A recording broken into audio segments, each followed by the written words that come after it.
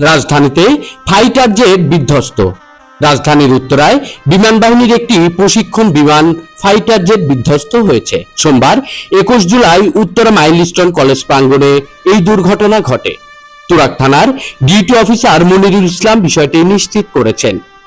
ISP জানিয়েছে, বাংলাদেশ বিমান বাহিনীর F-7 BGI প্রশিক্ষণ বিমান উত্তরায় বিধ্বস্ত হয়। বিমানটি 1টা 6 মিনিটে উড্ডয়ন করে।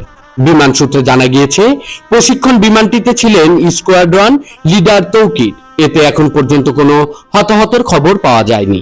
ঘটনার পরপর সামাজিক মাধ্যমে ছড়িয়ে পড়া ভিডিওতে মাইলস্টোন কলেজের ভেতর থেকে ধোঁয়ার কুণ্ডলী উঠতে দেখা গিয়েছে। এ বিষয়ে ফায়ার সার্ভিসের নিয়ন্ত্রণ কক্ষের ডিউটি অফিসার লিমা খানম বলেন, আমরা দুপুর 1টা 18 মিনিটে সংবাদ পেয়েছি মাইলস্টোন কলেজের কাছে একটি বিমান বিধ্বস্ত হয়েছে। ঘটনাস্থলে আমাদের 3টি ইউনিট কাজ করছে, আরো 2টি ইউনিট রাস্তায় আছে। এই বিষয়ে বিস্তারিত আর কোনো তথ্য আমাদের কাছে এই মুহূর্তে নেই, বিস্তারিত আসছে।